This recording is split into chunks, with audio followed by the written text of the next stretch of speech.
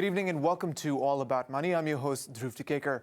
And this week, against the backdrop of widespread violence and unrest in the Central Asian nation of Kazakhstan, we're going to be looking at how it all began, the role of economic hurdles and what we're seeing unfold, and where Russia factors into all of this. Well, joining me once again to talk about this is Didier Chaudet. He's a research fellow with the French Institute for Central Asian Studies. His area of expertise is geopolitics and security issues in the region. Didier, good to have you back. Thank you for being on the show again. Thank you. All of this obviously began as peaceful protests at the start of 2022. So let's just go from there first. It's believed that these demonstrations were a consequence of a hike in fuel prices. What can you tell us about that?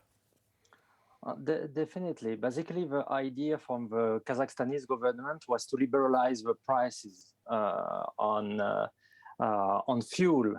Unfortunately, the situation from an economic point of view for the average Kazakhstani is very difficult. The average Kazakhstani lives on 570 American dollars a month.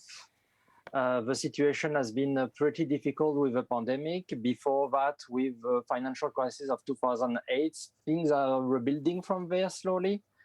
And this liberalization of fuel means that for people who sometimes are doing a side job while working, the idea of Uber has been going on in Kazakhstan well before Uber arrived in other parts of the world. Everybody is a side taxi driver somehow. So if you raise the price of fuel, you take away their capacity to go to their first job and to do their side job at the same time. Everything began, we need to be very clear about that. Kazakhstan is a country the size of Western Europe, and not all the areas have reacted the same to the situation. In Western Kazakhstan, you had a protest that was organized through social forces that were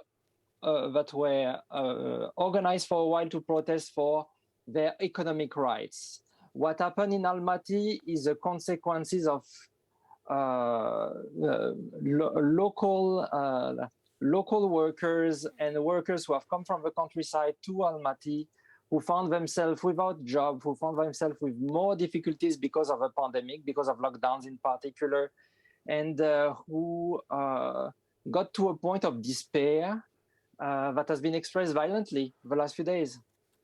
And so would it be fair to say then that the gas prices were perhaps symptomatic of deeply rooted economic problems, not only deeply rooted economic problems, but maybe grievances that people have with the political situation on the ground, that it's perhaps even a vehicle through which they're expressing their dissatisfaction with government policies that have been in place for many years now?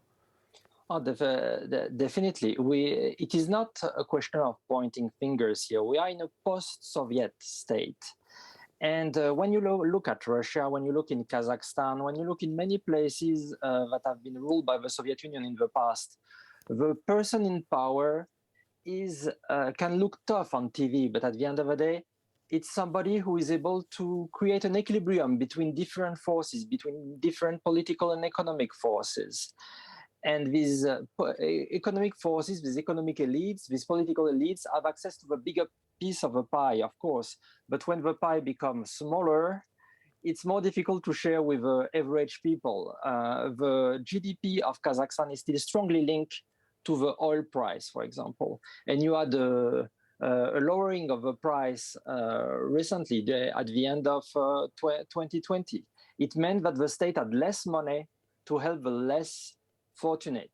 So basically, Kazakhstan has been pretty well managed in that regard, to have enough money to help the less fortunate. But when everything is linked to oil and gas, when you have a problem in terms of prices for the oil, then you have problems it becomes problematic to help the less fortunate people. Of course, you have an issue of corruption when it is a fight between different groups. Also, you have more issues when you transit from one power to the other. And in 2019, you saw a change of the guard, so to speak, at the presidential level between the President Nazarbayev and the new president since 2019, President Tokayev.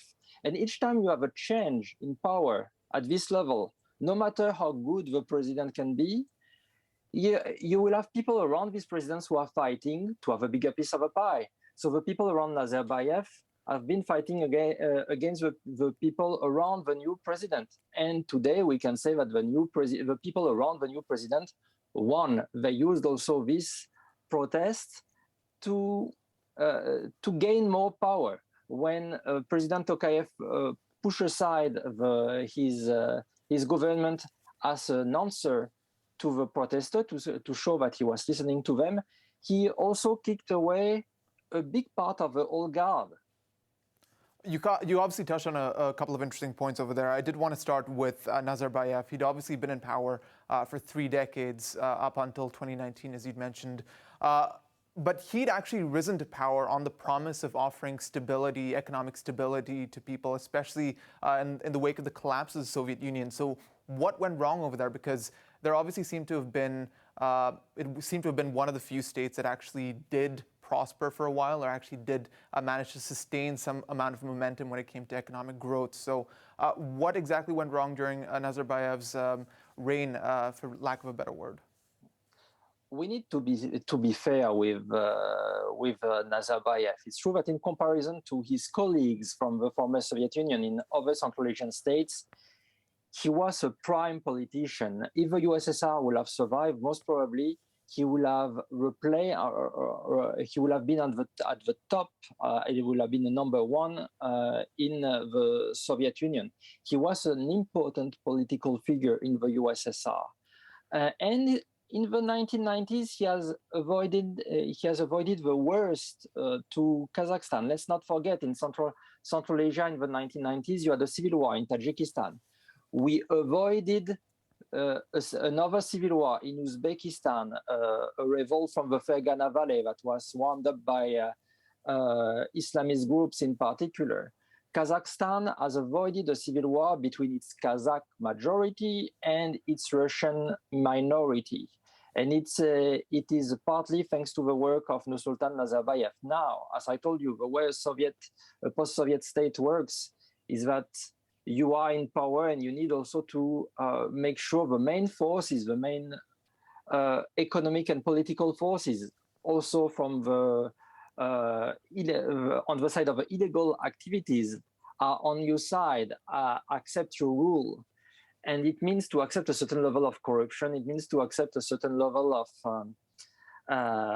of inequalities. And of course, you are in an authoritarian state. So people don't have usually their say. They are not always listened to. And even, again, if a president wants to listen to what is going on with the people, you will have some strong interest groups that will make sure that their interests are protected first. And in the situation like that, of course, when you are on the top, you need to be surrounded by people you trust. Most of the time, it's your family. Most of the time, it's your extended family, people close to you. As I told you, the average Kazakh citizen live on 570 American dollars a month. But between his rise to power and 2019, it has been said by different media, like Financial Times, for example, that the Nazarbayev family has been able to buy the equivalent of 785 million in real estate all over the world. So you see the gap here between rich and poor in Kazakhstan right there. And it explains a lot of tensions nowadays. Right. Speaking of obviously surrounding yourself with close allies and family, I mean, critics have obviously accused Nazarbayev of appointing members of his family and his allies to key positions in the government, as you'd mentioned over there. Did that effectively see economic power concentrated in not only a few, but a select few who were close to the president, rendering it potentially dangerous for the broader economy over the years? Definitely, but again, it's more or less how post-Soviet states work. So in here, it was not particularly striking. The issue is somehow that Kazakhstan is a victim of its own success. In comparison to other Central Asian nations, it have evolved much better from an economical standpoint. A Kazakh middle class has been able to rise. You had an upper middle class that has been able to travel every year overseas. So you don't compare yourself to other Central Asian nations who are trying to send their their migrant workers to Kazakhstan as much as in Russia. But you compare yourself to Russia, to Europe, and you see that things are not totally right. As I told you, you had also the impact of the 2008 financial crisis, Right. the pandemic, the situation with oil prices. All that made all this middle and middle upper class that was so comfortable not a few years ago in a difficult situation nowadays. So what has made these protests pretty striking is not just that some people have been attacking public buildings, have been burning them. These were the most despaired people, the domestic migrants that have suffered so much from the pandemic.